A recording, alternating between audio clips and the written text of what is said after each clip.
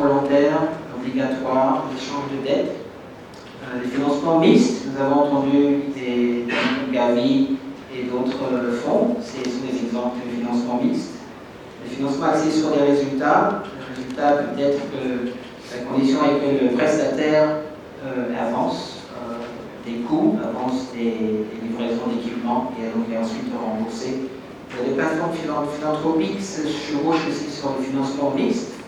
Nous avons entendu parler de Gavi est à l'origine de la fondation Gates, l'UNICEF, l'OMS, la Banque mondiale, qui en fait il y a 20 ans peut-être avait commencé aussi cet exemple de financement innovant d'être en partenariat. Prochaine. Les exemples de succès de financement innovant, je laisserai mes collègues donner plus de détails. Les échanges de dettes sont des rééchelonnements des conditions. Le programme Debt to Health du Fonds mondial est un exemple de véhicule d'échange ou d'incitation au gouvernement d'investir plus dans le domaine de la santé et en échange, ils ont des différentes éliminations de dettes. Prochaine diapo. Défis de mise en œuvre. Je vais donner un exemple de l'investissement à impact social. C'est un des grands défis que nous trouvons aujourd'hui, c'est la disproportion entre le taux de rendement et les niveaux de risque perçus, en particulier lorsqu'il s'agit des contextes les plus marginalisés, qui sont donc au bas de la pyramide sanitaire. En fait, c'est le bas de la pyramide sanitaire où il y a le plus de demandes de sécurité sanitaire. Et donc, à ce niveau, on parle des soins de santé primaire. Et une des questions que je dirige aussi à mes collègues, c'est comment engager le secteur privé à combler le déficit de financement des soins de santé primaire, comme exemple. Le schéma que nous voyons, pas très bien, mais on peut juste remarquer que le carré gris foncé représente des dépenses publiques de santé. Donc on peut très bien voir que ce n'est pas vraiment la hauteur qu'il faut, nous avons besoin. Prochaine diapo. Alors, la possibilité de mise en œuvre des financements innovants, nous avons beaucoup d'exemples. La coopération sud-sud, en fait, c'est un terme pour dire, par exemple, l'innovation peut sortir de nous-mêmes. Je donne un très bon exemple. Le ministère des Finances, normalement, fait tous ces accords de garantie avec tous ces grands fonds et tous ces grands véhicules. Si le ministère des Finances s'allie très bien avec le ministère de la Santé, le ministère de la Jeunesse, il pourrait être très bien informé sur les véhicules et voir quel genre de ressources ils peuvent créer ensemble, sans nécessairement chacun, de son côté, faire un peu de compétition parfois avec les différentes sources de financement disponibles. Donc une meilleure gestion financière est indispensable. Je ne vais pas nécessairement rentrer dans les détails. Nous avons la collègue des chambres des mines. Il y a sûrement des véhicules dans le domaine des taxes financières qui pourraient être aussi innovés ou dédiés beaucoup plus spécifiquement à certains contextes dans le domaine de la santé. Ça peut être exploré. Ça pourrait aussi donner d'autres idées, peut-être qui ont marché ou qui n'ont pas marché. Je reviens sur ce cas. Une meilleure mobilisation de ressources nationales est donc indispensable. L'exemple, par exemple, de notre collègue de Orange. Imaginons, je ne sais pas, nous recevons souvent beaucoup de SMS de marketing de nos télécommunications. Parfois, elles ne sont pas, on se demande pourquoi on les reçoit. Imaginez que pour chaque SMS qu'on reçoit de marketing, Orange livre des frais aussi au ministère de la Santé pour un fonds. Imaginez à quel point nous pouvons créer ce genre de fonds. C'est pas, je ne crois pas que ce soit une idée qui peut-être ne peut pas être réalisée, je pense qu'elle peut être réalisée, puisque Orange a d'énormes intérêts comme MTN ou d'autres. Donc c'est avancé. Alors je vais terminer à ce niveau pour permettre à mes collègues d'avoir plus de temps avec. Merci. Merci beaucoup et on fera un tour de panel après, mais maintenant je demande l'intervention de Madame Sey qui, outre que la description que vous avez sous vos yeux, m'a dit brièvement dans une phrase qu'elle a quitté sa carrière croissant dans le secteur privé après 12 ans pour finalement se dédier aux communautés et à la santé et pour redonner. Elle est sortie du secteur bancaire et donc maintenant elle est l'administratrice générale de la Fondation Afrivac. Je vous invite à votre présentation. Merci. Merci Alice. C'est pas 12 ans mais 20 ans de secteur privé. Je ne suis pas si jeune que ça.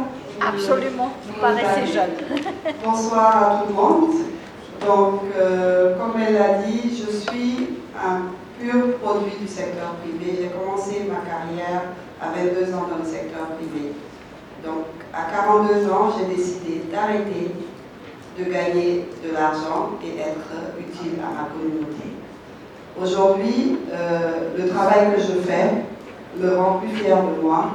Et c'est pour ça que je suis légitime de demander au secteur privé de contribuer pour le financement de la santé, notamment la vaccination. Afrivac est devenue aujourd'hui une fondation, mais au départ c'est une organisation à but non lucratif et c'est pour des besoins de régulation et de conformité que nous avons opté pour une fondation d'utilité publique et la reconnaissance est en cours.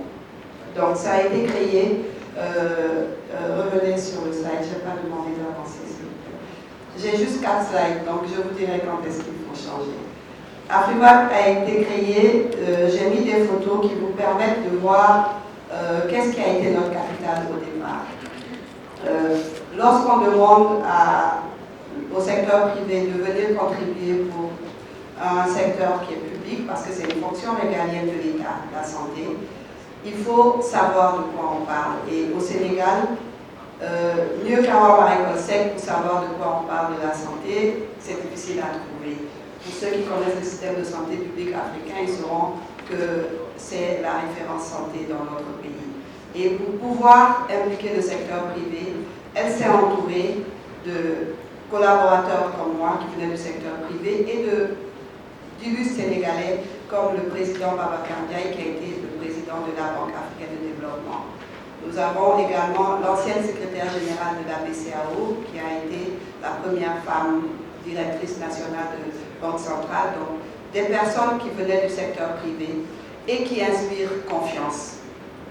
Vous conviendrez avec moi que vous n'aurez jamais entendu de casserole de ces personnes-là. Parce qu'en allant parler au secteur privé, il faut d'abord la confiance, la transparence et une gestion traçable. Donc c'est comme ça que Afrivac a été créé pour venir en soutien au financement de l'État du Sénégal sur la vaccination et à terme hors du Sénégal lorsque Gavi se sera retiré. Pour la petite histoire, j'ai travaillé pour Gavi 3 ans et donc ceci explique cela. Donc pour faire vite, on va donc passer au slide suivant. Je pourrais vous parler d'Afrivac en B2B plus tard si vous voulez, mais aujourd'hui, ce qu'on veut ce qui soit retenu à la fin de ce forum, c'est qu'est-ce que sur ce capital humain de confiance et sur la maîtrise du secteur privé des membres fondateurs de Afrivac, ce que nous avons pu réaliser. La première chose que nous avons faite, c'est un état des lieux et poser la question au secteur privé. C'est pour ça que nous déplorons de ne pas avoir de représentants massifs du secteur privé ici quand on veut initier une couverture sanitaire dans laquelle ils ont une grande participation. Donc nos échanges avec eux leur ont permis de savoir dans quelles conditions ils contribueraient. Et c'était clair pour eux, leur don devait être traçable et ça a été souvent répété ici. Ça nous a permis donc de mettre en place un modus operandi qui réponde à leurs desiderata et qui a permis qu'aujourd'hui, qu'Afrivac ait 103 entreprises privées qui ont signé un mémorandum et qui donnent une contribution annuelle, en plus de leur deuxième préoccupation qui est la visibilité des actions de responsabilité sociale qu'ils posent. Donc, nous sommes allés sur de la traçabilité et sur de la visibilité. Ce qui nous a permis donc d'avoir des activités essentiellement de communication et de plaidoyer qui montrent à la population sénégalaise quelle entreprise donne.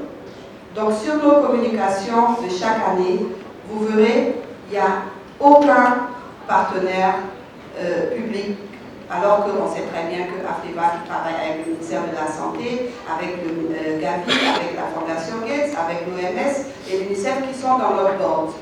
Mais nous n'avons pas mis le public en premier, parce que c'est le travail du public que de remplir cette fonction régalienne. Et que c'est ceux qui ne sont pas à leur place qu'on doit mettre en avant, sur eux on doit communiquer. Et ce tableau que vous voyez là, qui représente les entreprises privées placées par ordre alphabétique, qui ne sont pas de l'État du Sénégal et qui viennent contribuer. Donc vous avez les partenaires institutionnels d'Afrivac et après vous avez par liste alphabétique les 52 entreprises qui ont contribué au dîner Afrivac de 2019. Donc ce sur quoi Afrivac s'est reposé, c'est de tracer le don. Donc nous savons que la vaccination, il y a plusieurs intrants. Les vaccins, la logistique, le personnel soignant. Ils voulaient du traçable, nous avons choisi l'achat de vaccins. Donc c'est plus facile pour nous de dire à une entreprise, vous avez donné 1 million, ça a acheté X doses de vaccins. Elle le met dans sa communication et elle peut justifier devant ses actionnaires que, avec ma contribution au secteur privé, j'ai acheté X doses de vaccins. Je n'ai pas acheté de voiture, je n'ai pas payé de facture d'électricité, je n'ai pas payé de bureau. J'ai finance. Les comptes sont publiés.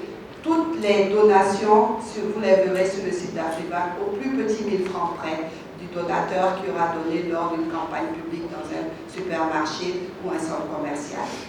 Et donc cela a permis 5 années durant de faire chaque année 150 jusqu'à 200 millions de contributions annuelles et qui permettent chaque année de faire la contribution du secteur privé à l'achat de vaccins pour le programme élargi de vaccination. J'ai voulu parler un peu de nos champions pour que ça parle au secteur privé local. C'est dommage. J'espère que l'information leur arrivera. Tout à l'heure, on a parlé de Orange, c'est un de nos donateurs chez nous. Mais détrompez-vous, les entreprises locales sont les plus grosses donatrices. Parce que le message qu'on leur passe, qui est que nos enfants doivent être vaccinés par eux et par les autres, parle plus à un entrepreneur local, plutôt qu'à une grande multinationale qui doit se référer à sa maison mère avant de faire un chèque de RSE. Donc Wari, qui est un exemple de financement innovant, fait aujourd'hui 1 million de transactions jour. À l'époque où Wari a donné son accord pour soutenir la santé, c'était à l'époque du cas Ebola, il faisait 200 000 transactions jour et il donnait 1 franc symbolique par opération, par transaction. Ça veut dire que chaque jour, Wari pouvait mettre 200 000 francs pour la santé. Aujourd'hui, ils sont à 1 million jour. On ne peut pas compter le nombre d'ambulances, de centres de santé et de soutien de Wari pour la santé du Sénégal. C'est pareil pour Carrefour Médical, qui est une entreprise locale, le port autonome de Dakar, NMA Sanders, M. Ahmed Amar, et donc toutes ces photos-là montrent les dirigeants de ces entreprises qui soutiennent chaque année la vaccination parce que la santé publique, c'est l'affaire de leurs parents, de leur population et c'est leur responsabilité sociale. C'est dommage que le DG de la BCG, qui était là ce matin, ne soit plus là. À l'époque où Afrivac, en 2015, a mis en place notre premier produit innovant, qui est la collecte des intérêts créditeurs non désirés. C'était avec la B6, c'est la photo de l'affiche qui était dans toutes les agences B6. Et aujourd'hui, les clients B6 peuvent dire à leur banque, je ne veux pas de mes intérêts sur mon compte épargne, je donne tout ou partie pour la vaccination. Et tous les 6 mois, nous avons à peu près 17-18 millions qui viennent de cette banque via ses clients. Je pourrais vous citer plus d'autres exemples. Je vais clôturer avec le dernier slide qui est sur un appel à la société, au secteur privé. Lorsque vous rejoignez le financement de la santé publique dans votre pays, au-delà de faire du marketing social et de la communication sociétale pour votre entreprise, vous faites des économies. Parce qu'aujourd'hui, nous savons que la vaccination, dans le cadre d'Afrivac, c'est l'investissement de santé le plus rentable. Tous les spécialistes en santé publique vous le diront. Et une étude menée par The Affairs, le journal de santé, un des journaux de santé les plus reconnus, dit que $1 investi pour la vaccination, c'est $16 économisés en santé publique. Le secteur privé est allé dans les bons trésors. Il ne rapporte que 5%. Donc, mon avis et mon conseil serait investissez dans la santé publique et vous aurez une meilleure rentabilité de vos entreprises. Je vous remercie. C'est une infrastructure qui va abriter un service. La qualité du service, c'est autre chose. La qualité du service, c'est autre chose. Je parlais de la déconcentration. Il faudrait que le secteur de la santé, le secteur déconcentré de la santé, soit auprès des collectivités pour animer et amener ces collectivités à prendre en priorité la qualité des services de santé, puisque c'est déjà financé. Ça, c'est un aspect important. Un responsable, je ne sais pas comment on appelle, un chef de centre de santé ou un chef de poste de santé, se voit plus redevable du directeur préfectoral de la santé que du maire. Alors que par la loi, il relève du maire. Il travaille pour le maire. Nous avons ce qui est important dans ce que nous faisons. Quand nous constatons que dans un secteur, il y a un aspect important où il y a une pratique pilote de tout, qui est important pour améliorer un service comme le service de la santé. Avec le Dr Yatara, on a discuté sur le rôle des relais communautaires. Les relais communautaires du secteur de la santé qui aident les collectivités à identifier des problèmes. Nous sommes disposés à sensibiliser les maires à travers nos agents de développement pour que les maires prennent en charge ces relais communautaires qui ont montré leur preuve d'améliorer la qualité des services de santé à la base. Et c'est tout ce que nous pouvons faire. La responsabilité de leur prise en charge revient au maire. Si le maire pense que c'est l'éducation qui est la priorité, le maire financera l'éducation. C'est pourquoi il est important que les services de santé à la base soient suffisamment à côté des maires pour les sensibiliser à prendre en compte les aspects liés à l'amélioration du service de santé. En 2020, pour nos activités de 2020, nous allons passer un protocole avec la pharmacie centrale. La pharmacie centrale pour financer le premier stock de médicaments pour tout poste de santé ou centre de santé qui sera construit au niveau d'une commune. Parce qu'on n'a pas autre politique. C'est-à-dire la politique nationale, ça passe par la pharmacie centrale, n'est-ce pas? C'est la pharmacie centrale qui est responsable de la fourniture des médicaments aux différents postes de santé et centres de santé. Donc nous voulons établir ce protocole, cette convention avec la pharmacie centrale de Guinée. Ça, nous pouvons amener les maires à accepter que quand ils choisissent la construction d'un poste de santé, ils doivent accepter aussi que le premier stock de médicaments pour ce poste de santé, pour le rendre opérationnel, soit financé. Parce qu'un maire ne peut pas le refuser. Et donc, nous financerons la pharmacie centrale et on nous remettra après le processus de planification participative, quand le nombre de postes de santé et centres de santé à construire en une année est établi dans notre programme, nous verrons avec la pharmacie centrale combien il faudrait pour que chaque poste de santé et chaque centre de santé ait le premier stock de médicaments. Et les ressources seront mises à la disposition de la pharmacie centrale pour ravitailler, en tout cas pour cette première année d'exercice, ces postes et ses centres de santé. Moi, j'insiste en termes de recommandations sur quelque chose. L'État a accepté de financer le développement local. Dans le développement local, il y a les services de santé, il y a les services d'éducation, il y a tout ce qui concerne l'amélioration de la vie des populations à la base. Pour le financement de la santé, il faudrait que les services déconcentrés de la santé participent à la vie communautaire, soit auprès des maires pour les sensibiliser sur l'importance de la santé. Une vaccination ne coûte pas beaucoup, c'est pas cher. Expliquez aux maires que dans votre zone, bientôt la polémique va attaquer les enfants, moi je ne connais pas beaucoup dedans, ou la grippe, et ainsi de suite. Mais ça coûte quoi? Ça coûte même pas 10 millions de francs guinéens pour que tous vos enfants soient vaccinés. En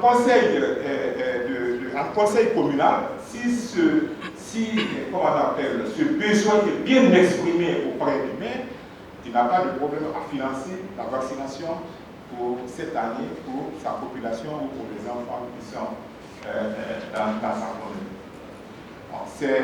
Je pense que avec les questions, on pourra discuter beaucoup amplement. J'avais beaucoup de choses à dire pour ça, mais je vois que j'ai 0 minutes maintenant. Je vais rendre le micro. Je traduis du chercheur à l'ARC. Donc c'est maintenant à vous de continuer avec la présentation. Et après ça, j'inviterai quand même le public à nous poser des questions. Merci. Merci beaucoup, Dr. Alice, pour la parole et merci aux organisateurs pour l'invitation, au ministère de la Santé, au IM, OMS et les différents partenaires. Donc, je suis Amadou Ba, de la Mutuelle panafricaine de gestion des risques, et si possible. Donc, diabo.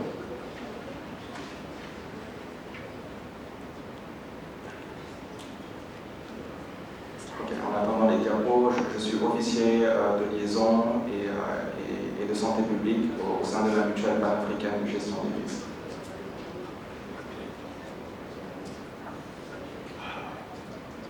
Ok, bon, on a été court, c'est parfait. Ok, je vais commencer le temps que la présentation se charge. La Mutuelle panafricaine de gestion des risques, ou ANC, pour African Risk Capacity, est une institution spécialisée de l'Union africaine.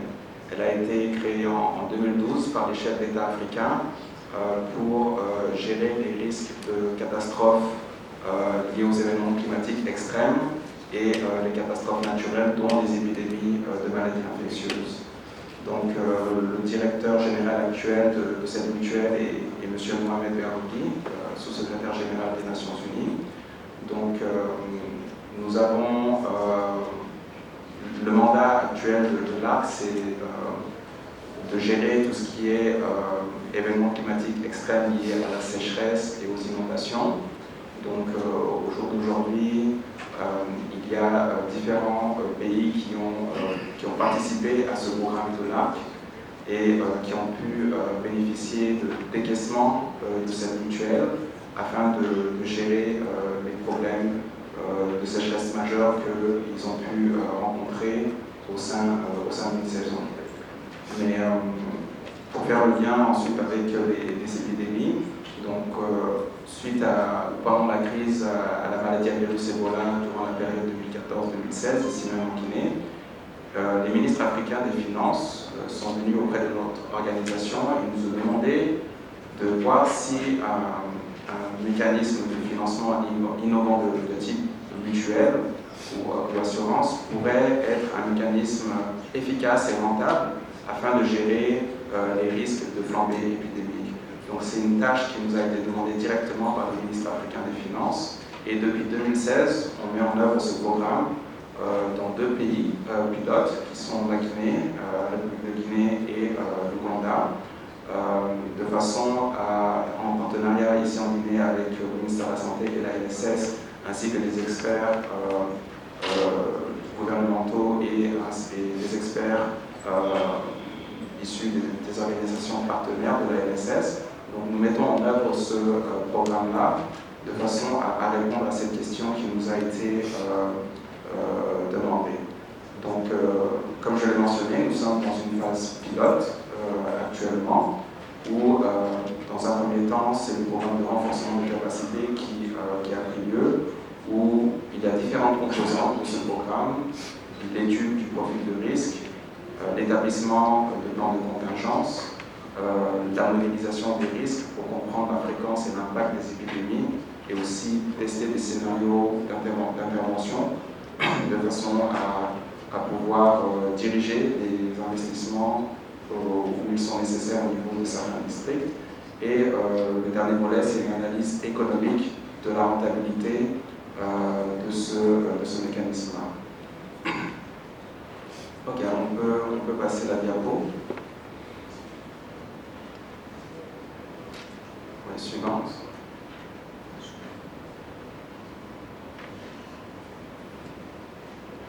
Ok. Suivante.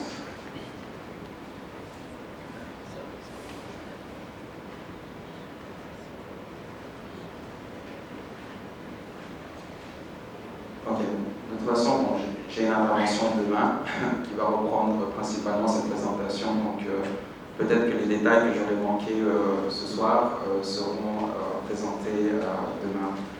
Donc, juste pour voir si ça peut avancer. Ok. Ok. Oui, suivante. Je vais aller rapidement. On peut revenir rapidement à la précédente. Voilà. Donc, ici, on a la carte des États membres de l'ARC. 34 pays signataires au jour d'aujourd'hui, dont principalement tous les pays de l'Afrique de l'Ouest, 8 pays qui ont ratifié le traité de création de l'ARC et 20 protocoles d'accord qui ont été signés suivants. Ok, donc avec la Guinée, la Guinée est membre de l'ARC depuis 2012. Il y a un protocole d'accord qui a été signé en 2017 de façon à mettre en œuvre le programme de renforcement des capacités. Et depuis 2018, on a commencé le projet pilote de gestion des risques épidémiques avec la NSS et le ministère de la Santé. Suivant. Les chiffres, on peut revenir, voilà.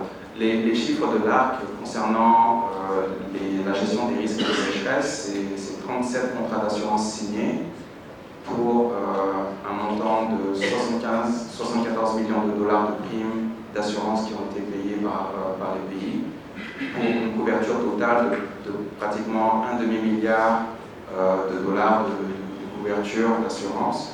Et cela a permis d'assister environ 54 millions de personnes à travers le continent. Suivant. Suivant.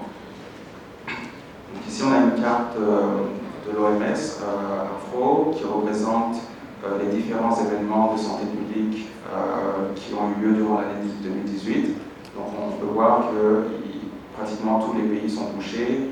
En moyenne, on a une épidémie qui est déclarée tous les 3 jours. Suivant.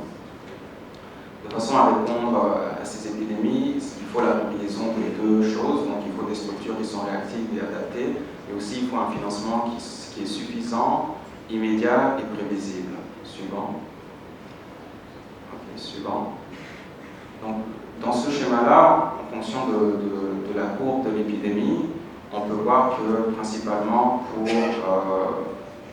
les mécanismes de financement qui sont en place pour les partenaires se distribuent sur toute la courbe de l'épidémie. Alors que pour les mécanismes de financement pour les pays, on voit que ceci commence une fois que l'épidémie a bien débuté. Donc le positionnement de l'ARC, c'est vraiment au début de la réponse, donc réponse immédiate ou voire réponse rapide, de façon à intervenir rapidement et contenir les épidémies de maladies infectieuses. Donc l'ARC, à travers son financement innovant, à travers l'assurance paramétrique, assure des moyens financiers au pays, mais aussi l'ARC peut être utilisé par les partenaires dans les pays, OMS ou autres, de façon à aussi dupliquer cette assurance et doubler la couverture. Suivant. Suivant. Oui, donc là je vais mentionner suivant. Suivant. Donc nous couvrons actuellement 4 types de maladies à potentiel épidémique dans cette première phase. qui sont les fièvres hémorragiques virales de type Ebola, Marburg, Lassa, également la méningite, la méningocoque. Suivant. Voilà, donc pour revenir à ce type de financement, l'assurance paramétrique, donc c'est un type de contrat d'assurance qui s'engage à effectuer un paiement en cas de survenue d'un événement déclencheur ou un seuil indiciel qui est convenu à l'avance est atteint ou dépassé. Donc ce seuil va dépendre, ou cet indice va varier en fonction de l'agent pathogène. Et lorsque ce seuil est dépassé, le décaissement des indemnités est automatique et est rapide et sert à financer les plans de contingence qui auront au préalable été mis en place dans le pays et approuvés. Donc la deuxième étape, c'est de mutualiser les risques à travers tous les pays participants au niveau du continent et ensuite de transférer ces risques au niveau des marchés financiers internationaux. Suivant.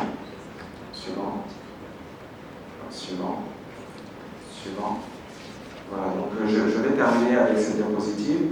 Donc dans le schéma qu'on a en haut à droite, on peut voir les différents instruments de financement en fonction des niveaux de risque. Donc un gouvernement en général a deux options. Soit il peut retenir le risque et assumer les pertes sur son budget de fonctionnement, ou il a la possibilité de transférer le risque dans certains cas et ainsi de se prévenir de certains chocs fiscaux. Donc, lorsqu'on parle d'assurance paramétrique du type de la mutuelle panafricaine de gestion des risques, ici on adresse plus des événements de santé publique ou des épidémies qui sont peu fréquentes, dont l'impact est majeur. Donc on est vraiment dans la case qui est en rouge, où le désastre vraiment a des conséquences vraiment importantes et c'est un désastre qui est assez peu prévisible. Donc en termes de solutions et recommandations, ça serait d'aider les pays à élaborer des stratégies de financement qui sont multirisques. Donc, il y a différents types d'instruments financiers qui sont disponibles, mais qui vont adresser certaines flambées épidémiques de différentes manières. On ne va pas adresser le choléra ou la rougeole quand on adresse une épidémie de type fièvre hémorragique. Donc différents instruments financiers sont recommandés en fonction de la nature, de la fréquence et de la sévérité de certaines maladies infectieuses. Donc je vais m'arrêter là pour aujourd'hui et demain j'aurai l'occasion de développer davantage sur la proposition d'offre de la mutuelle panafricaine de gestion des risques. Je vous remercie.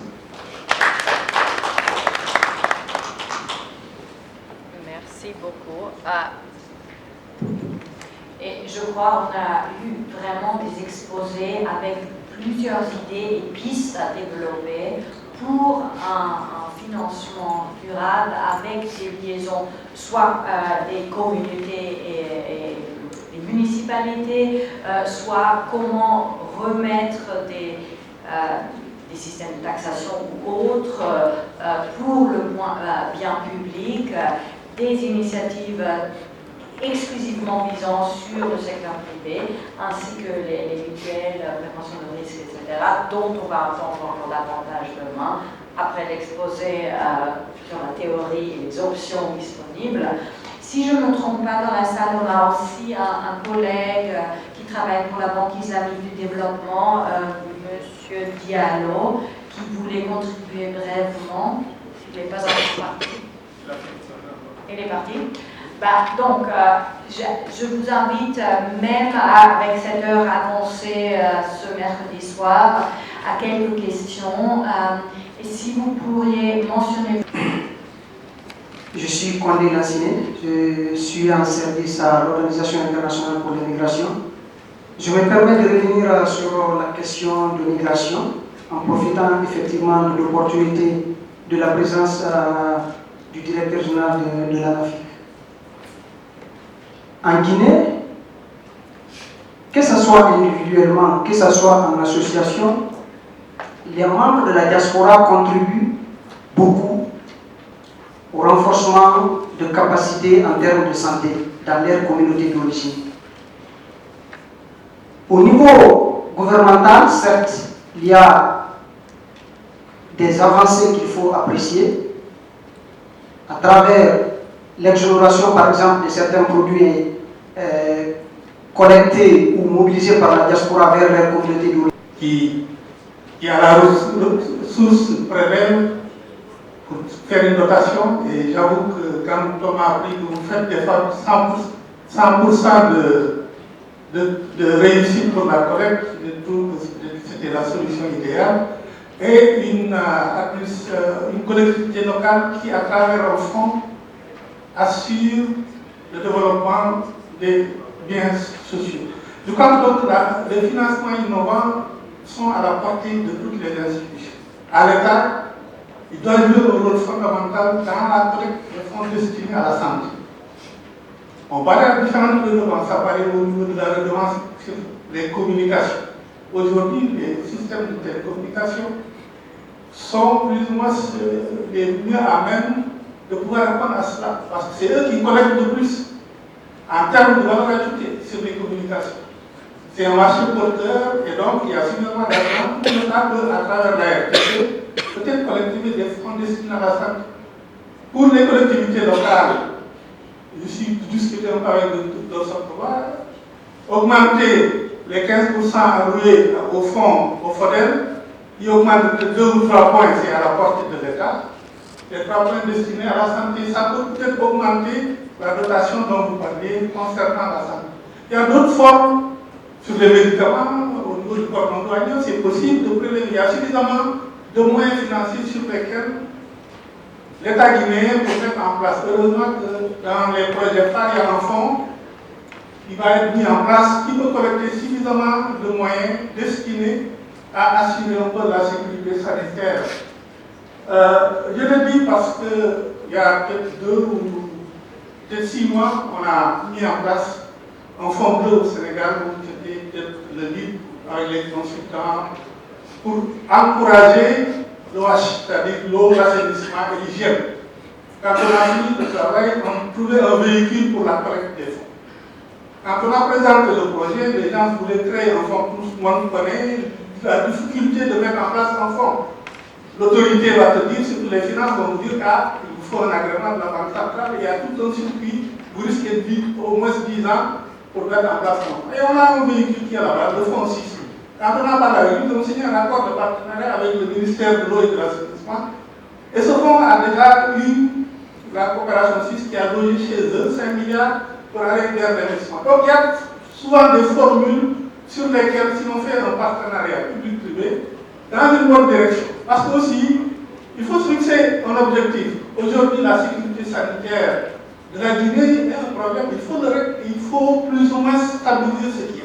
Il y a une courbe d'expérience que l'ARS a atteint, qu'il faut maintenir. Si on baisse les bras, on ne sait jamais. Le risque pour revenir, le docteur a dit, il y a tellement de pandémies qui sont là qu'il faut peut-être être vigilant. Et si on ne collecte pas des fonds pour demain faire face, ça risque de poser un problème. Donc la panacée des financements innovants vont dans tous les domaines. Et je crois que si on a cela comme viatique, ça nous permettra déjà de voir où il faut appeler. Et l'État est là, c'est un État régalien. Lui, il peut décider d'autorité comme il a fait, avec de faire aujourd'hui, de faire bon. On peut vous applaudir de demain. Moi, quand j'ai vu le niveau de collecte, je me suis dit, tout on fait ça, c'est une piste de solution. Pour l'ANAFIC aussi, bon, les pistes de solution que vous dites, le docteur Sakoba est là, vous pouvez voir avec les collectivités locales, avec le ministère de la Santé, comment articuler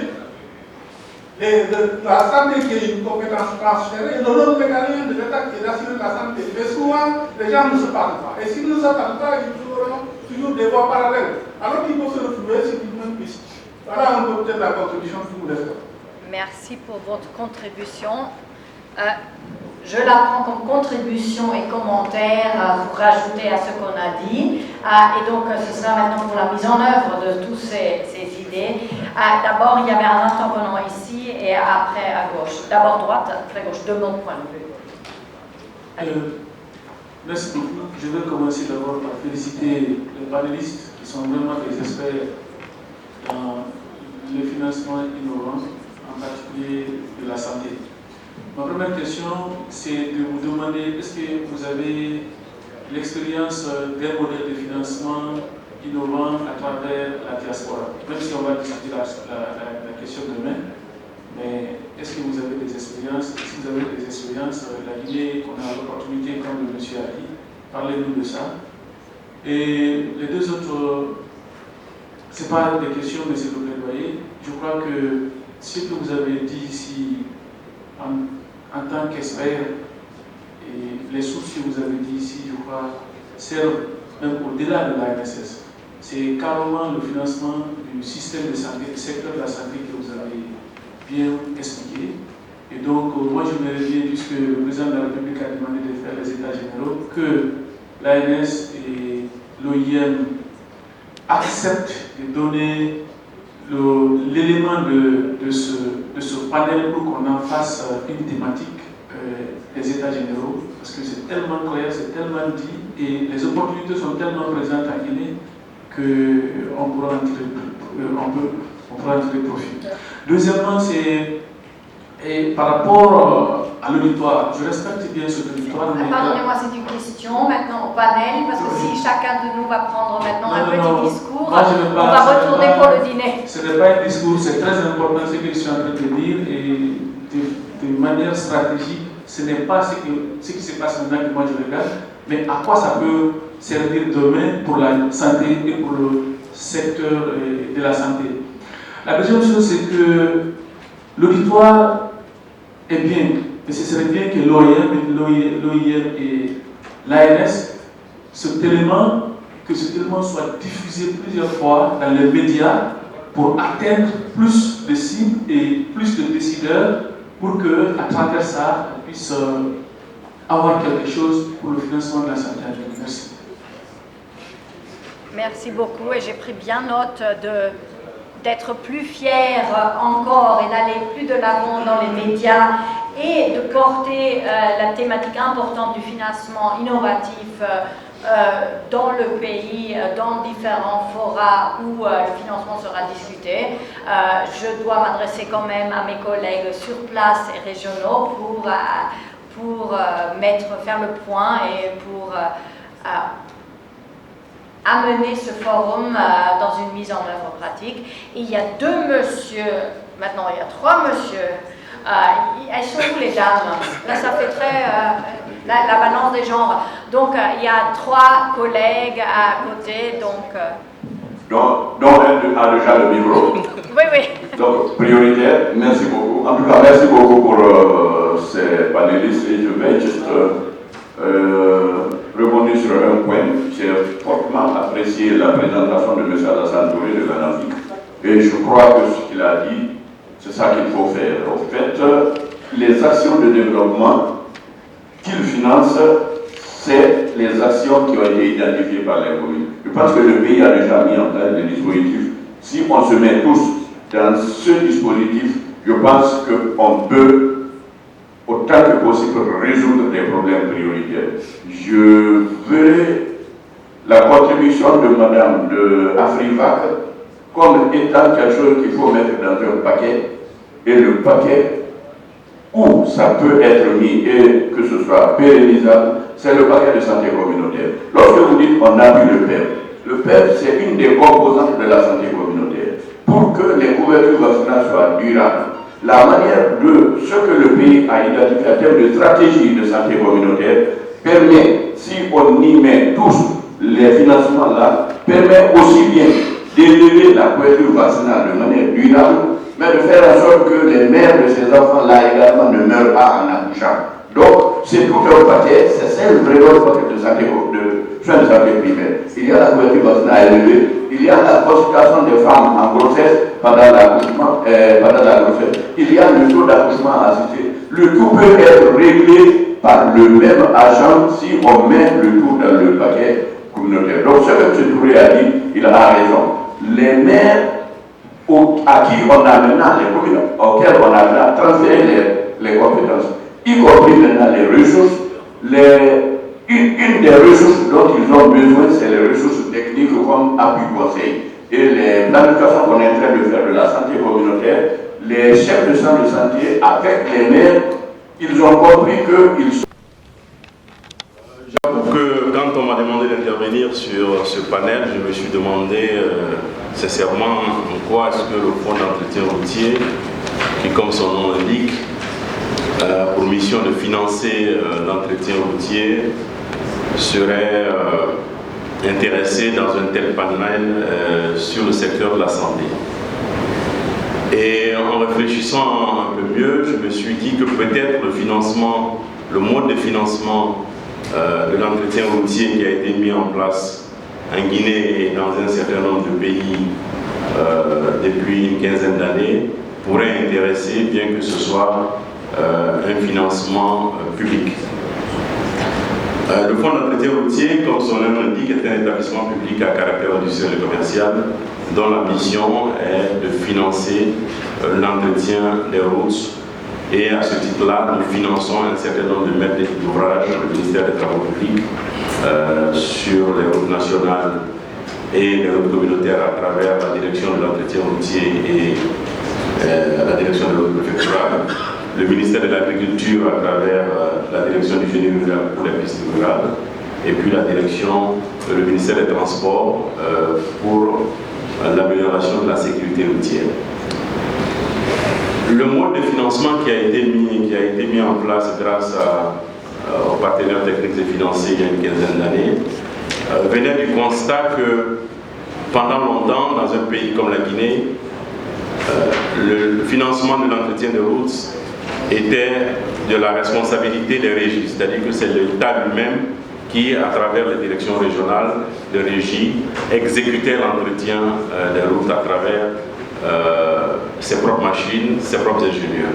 Et puis, avec la libéralisation, on est allé au privé en finançant l'entretien routier par le fer, mais à travers le trésor public, ce qu'on appelait les fers de première génération.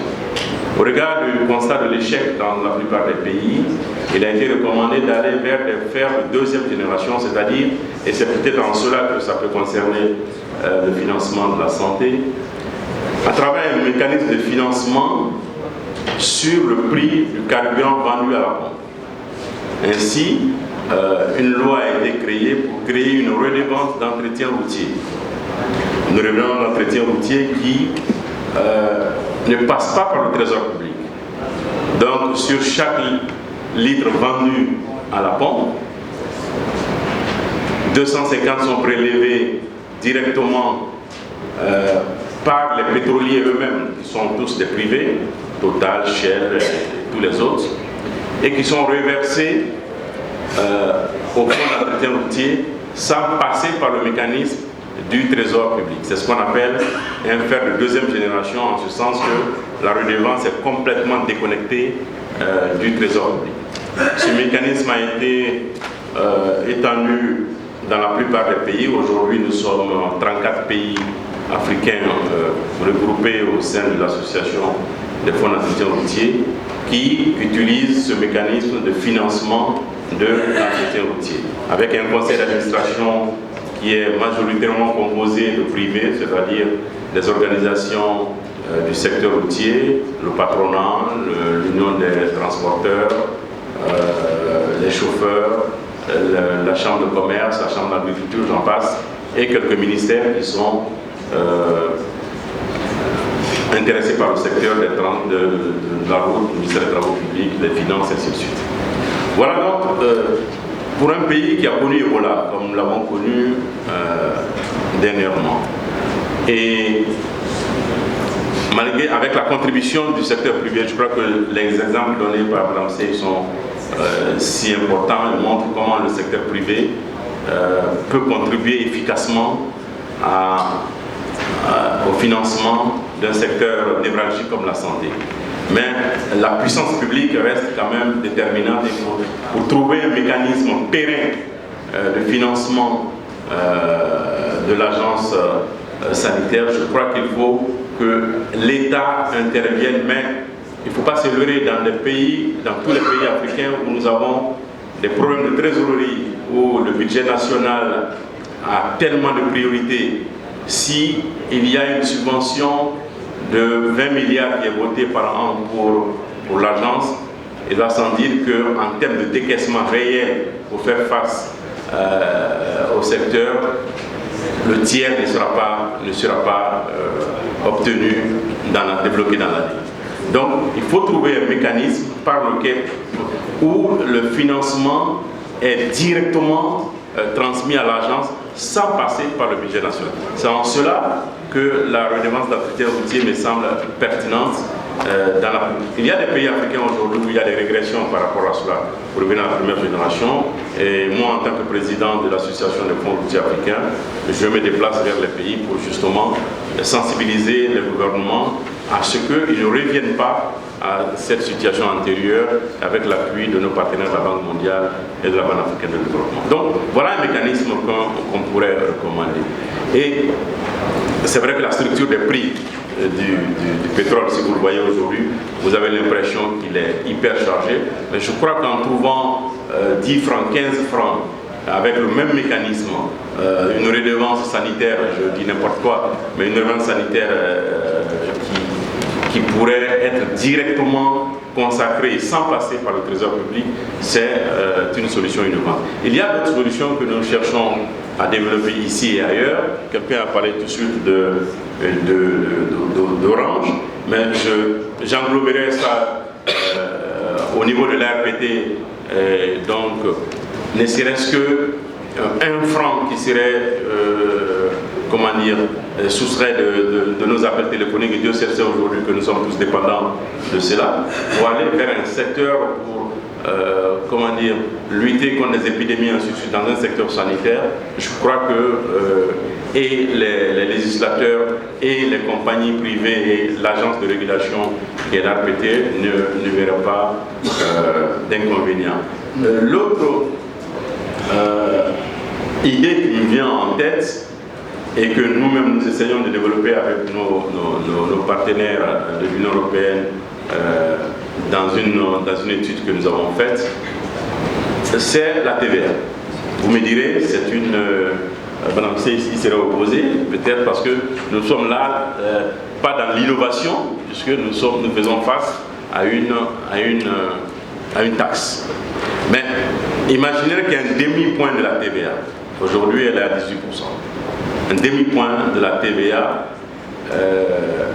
qui serait consacré à la santé ne balancerait pas négativement les caisses de l'État.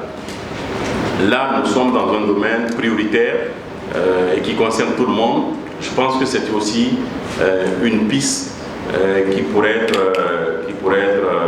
exploitée. Et une dernière piste, et je m'en arrête là, nous sommes un pays fondamentalement minier, et je crois que le FODEL et l'ANAFIC sont des exemples qui montrent que ce soit sur le chiffre d'affaires ou que ce soit sur une taxe spécifique, mais il est important, et puisque les miniers, l'activité minière est une activité qui a un impact important sur l'environnement et donc sur la santé, on pourrait imaginer que une partie de cette taxe, puisqu'elle existe déjà à travers le FODEL, pourrait être consacrée directement à l'ANSS sans passer par... il y a d'autres innovations dans d'autres pays concernant la route, la vignette, et ainsi de suite, sont des pistes que nous exploitons ici et dans d'autres pays. La publicité aussi. Pour nous autres routiers, notre combat aujourd'hui, c'est de dire il y a des panneaux publicitaires qui sont mis le long de la route et dont les taxes, dont les redevances sont payées à l'OGP.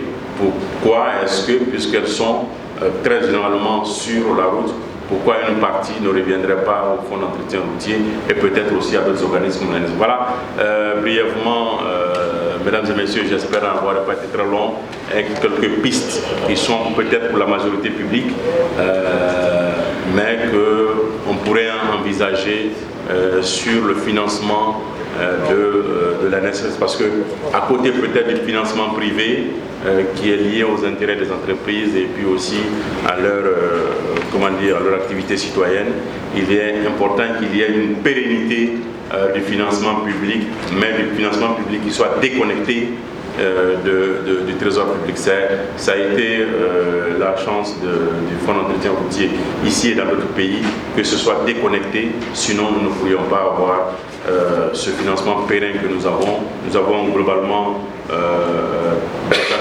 300 milliards de francs guinéens qui sont consacrés directement à l'entretien de route. Voilà un peu les quelques pistes que je voudrais annoncer et je vous remercie de votre invitation.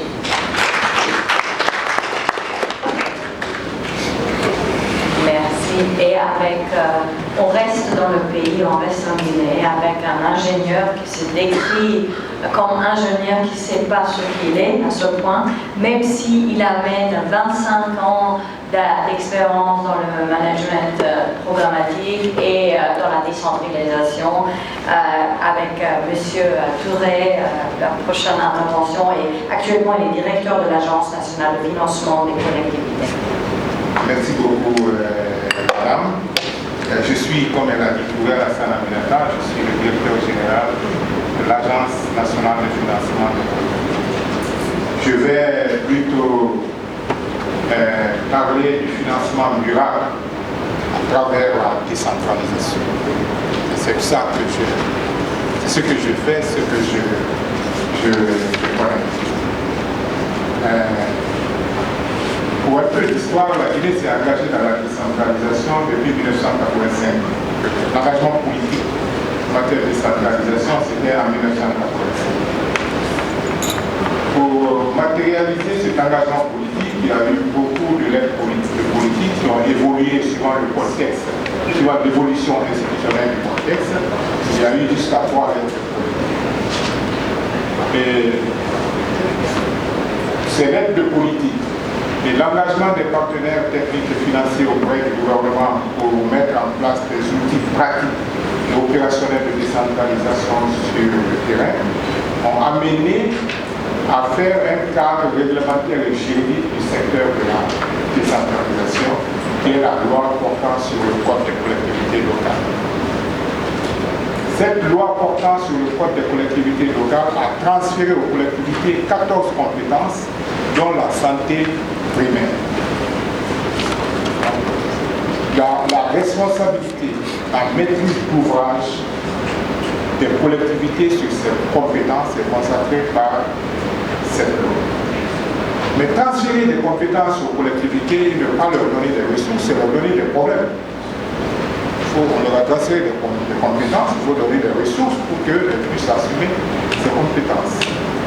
L'État donc, le code minier national, c'est une loi, a accepté d'octroyer 15% des recettes minières nationales aux collectivités locales pour financer le développement local. C'est pour toutes les collectivités de Guinée. Et donc ces ressources, qui sont à peu près entre 53 et 55 millions de dollars par an pour toutes les collectivités locales de Guinée, ces ressources sont réparties suivant une formule de péréquation et chaque commune, chaque collectivité locale de Guinée a plus d'1 milliard et ça fait 100 000 dollars à peu près de financement, d'investissement par an. Mais aussi 0,5% du chiffre d'affaires des collectivités, des miniers, des sociétés minières, mais dans des zones qui sont directement impactées par des activités extractives, reçoivent donc 0,5% du chiffre d'affaires de ces sociétés minières pour leur développement économique local. Les fonds que l'on transfère aux collectivités par an, c'est des fonds non ventilés. Quand je dis non ventilés, c'est à la responsabilité de la collectivité, dans un processus participatif pour déterminer et financer ses besoins. L'ANAFIC existe maintenant, on a un exercice, mais avant l'ANAFIC, il y avait le PACV, ça c'était un financement extérieur qui faisait la même chose, qui a fait plus de 17 ans à envoyer les ressources aux collectivités et à les accompagner. Pour l'année 2019, c'est 517 milliards qu'on a envoyé dans les collectivités. Et parmi le choix des collectivités, parce que nous, l'opportunité de la dépense revient à la collectivité. Nous contrôlons la légalité. Parmi les services qui ont été financés en 2019 par les collectivités, la santé vient en deuxième position. La santé vient en deuxième position. Le 20 janvier prochain, nous avons une mission qui vient à travers un appel à candidature que nous avons eu à travailler avec la commune d'Uxelles et la commune de Mali, et on a été éligible. Maintenant, ils vont soutenir le secteur eau. Au niveau de la commune de Mali, nous avons utilisé la Société des eaux de Guinée, qui ont mis des techniciens à disposition. Aujourd'hui, ce financement-là est une réalité. Donc le cahier des charges est déjà disponible pour que les entreprises qui doivent accompagner le secteur de l'eau au niveau de la commune de Mali puissent être effectives. Maintenant, quand j'ai suivi votre intervention, j'ai compris que ce que nous sommes en train de faire pour les collectivités et ce que l'Afrique aussi est en train de faire pour les collectivités mérite d'être mis dans un paquet de collaboration pour que nous sachions réellement ce qui est en train de se passer au niveau de l'ANAFI et nous de notre côté, ce que nous sommes en train de faire pour renforcer les collectivités parce que nous avons déjà un modèle. Ce modèle-là, on a dénommé le projet Guinée Village. Il y a la commune de Massanta, il y a la commune de Fria qui doivent aussi rentrer en ligne. Maintenant, je me demande, avec l'ANAFI et tout ce que vous êtes en train de faire, est-ce qu'un partenariat sera nécessaire entre ce que nous sommes en train de faire pour les collectivités et l'ANAFI et voir éventuellement comment on peut discuter de manière approfondie pour que les fonds qui ne sont pas des fonds du budget national que nous captons à l'international pour servir nos communautés puissent aussi accompagner davantage les efforts dans le secteur de la santé. Merci pour cette question. Et avec ça, docteur, la dernière question, parce qu'après on aimerait bien donner à M. Touré du temps de répondre quand même. Et merci madame, ce n'est pas une question, c'est juste un commentaire. Moi j'ai bien aimé l'intervention sur le prélèvement sur le fonds routier pour le financer. C'est juste une question que je pose à tout le monde. Pourquoi on ne peut pas penser comme financement innovant les produits qui détériorent la santé? Par exemple, les bouillons, par exemple, les produits dermato, par exemple, la cigarette, l'alcool. Pourquoi ne pas faire un plaidoyer au niveau de nos différents États pour vraiment taxer ces produits? Parce qu'on se rend compte que c'est des produits qui marchent très très fort dans nos pays. Pourquoi ne pas imaginer taxer ces produits et retourner l'argent à la santé? C'est juste une idée que je voudrais proposer aux différents panélistes. Merci.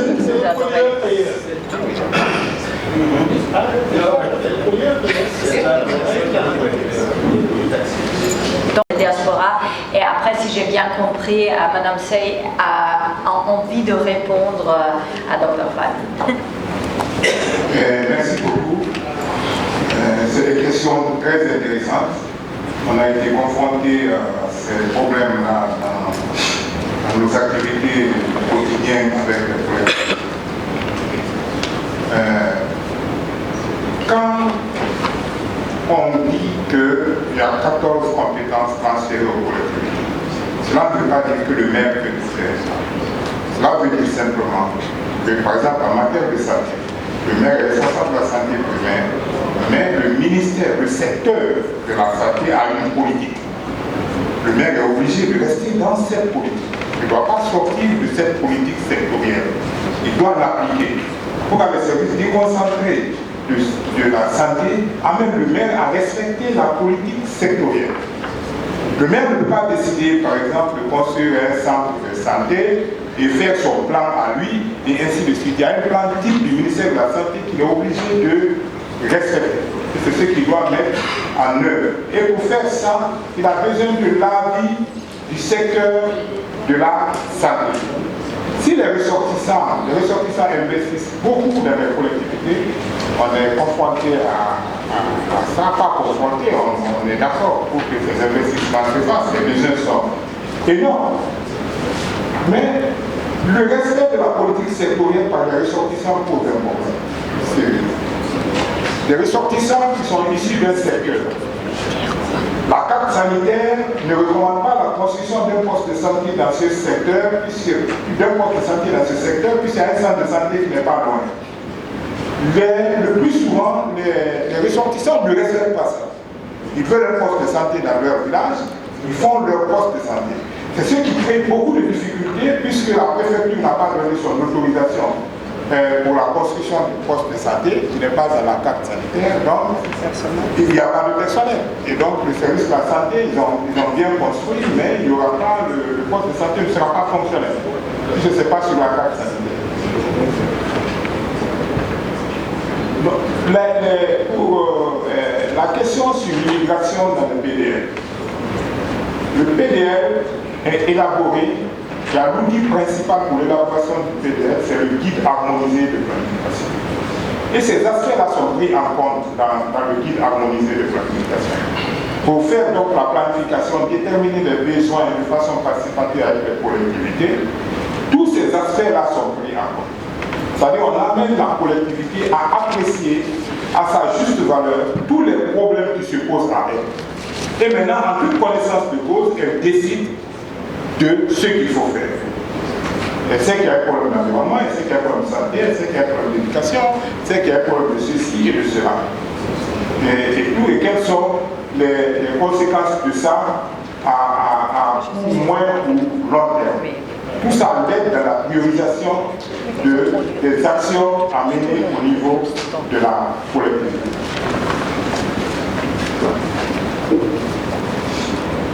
Pour le financement de la diaspora, nous avons financé avec la diaspora l'adduction d'eau, c'était même une coopération décentralisée, l'adduction d'eau de Pokodara. Nous avons financé aussi l'adduction d'eau de Corbet, je crois que c'est à Lénouma, avec la société Shell. Ils ont fait leur devis, ils ont fait planifier, ils veulent l'adduction d'eau. Ce que Shell apportait ne suffisait pas pour boucler le financement. Ils ont pris le financement du PACV à l'époque. Ils ont pris le financement du PACV pour boucler le financement et réaliser l'adduction. Donc nous sommes bien disposés à ça. Mais ce qu'il faut comprendre, MPAI, c'est le programme annuel d'investissement, c'est les activités prioritaires tirées du plan de développement local. MPAI est pluribailleur. Il y a une colonne pour chaque bailleur. Si vous, comment on l'appelle, société civile, vous voulez financer un poste de santé, une adduction d'eau, n'importe quoi, il y a une colonne pour ça. Il veut une adduction d'eau, ça sera financé par la société civile et à tel coût. Ils veulent une école, ça sera financé par l'ANAFIC et à tel coût. Ils veulent une école, ça sera financé par la coopération japonaise à tel coût. Et ainsi de suite. Tout le PAI est conçu pour prendre tous les partenaires qui veulent financer en une année X des investissements au niveau de la collectivité. C'est tout ça la réunie qui fait le budget d'investissement de l'année pour la collectivité.